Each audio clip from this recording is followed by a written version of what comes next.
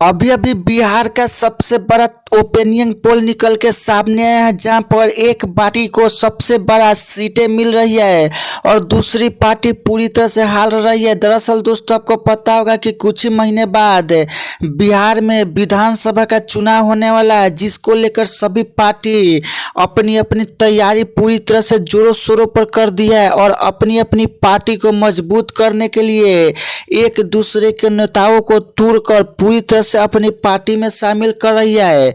लेकिन जहां पर बिहार में विधानसभा का चुनाव 243 सीटों पर होने वाला है और किसी भी पार्टी को सरकार बनाने के लिए 122 सीटें चाहिए।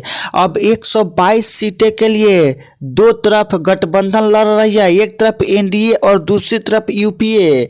लेकिन इसके साथ में भी प्रशांत किशोर की पार्टी जनसुराज भी लड़ रही है। दरअसल दोस्तों, 243 सीटों के विधानसभा चुनाव को लेकर एक बार फिर ताजा सर्वे ने सभी पार्टियों को सोचने पर मजबूर कर दिया है कि आखिर इस पार्टी को इतने ज़्यादा सीट कैसे मिल रही है, तो कौन सी पार्टी को कितने ज़्यादा सीट मिलेगी, चलिए हम लोग डिटेल में जानते हैं। दरअसल दोस्तों, बिहार के विधानसभा चुनाव में कोई भी पार्टी अपनी दम पर अकेले सरकार नहीं बना पाती है, इसलिए सभी पार्टी एक दूसरे से गठबंधन करती है। इस समय भी बीजेपी की और एनडीए की गठबंधन की सरकार है, जहां बीजेपी और जेडीयू ने मिलकर अपनी सरकार बनाई और बिहार की सत्ता को संभाल रहे हैं।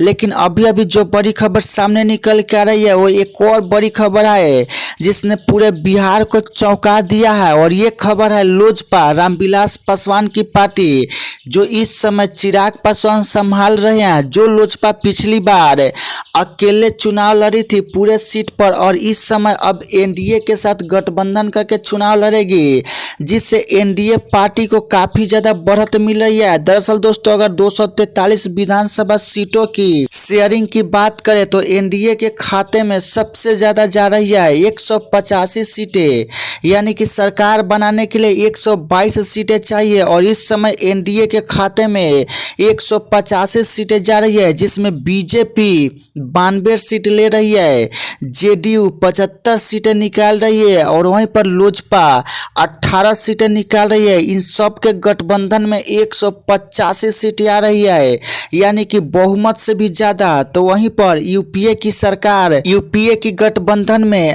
आरजेडी को 41 सीटें मिल रही है, तो वहीं पर कांग्रेस को 9 सीटें और वीआईपी पार्टी जो मुकेश सहनी की पार्टी है उसके खाते में मात्र 1 सीट जा रही है और इससे बिहार में यूपीए की मात्र 51 सीटों पर सिमट कर रह जाएगी। दूसरी तरफ जो नई नई पार्टी बनी है जनसुराज पार्टी प्रशांत किशोर की, जो बिहार बदलने के लिए निकले हैं, प्रशांत किशोर के खाते में मात्र 5 सीटें जा रही है और बिहार में अदर के खाते में मात्र 2 सीटें जा रही है। यानी कि बिहार में होने वाले विधानसभा चुनाव में एक बार फिर बीजेपी के एनडीए सरकार बनाती हुई साफ नजर आ रही है। ये तो एक सर्वे है, लेकिन असल रिजल्ट चुनाव होने के बाद आएगा। तो दोस्तों, आपको क्या लगता है कि बिहार में किस पार्टी की सरकार बननी चाहिए, कमेंट में जरूर बताएं।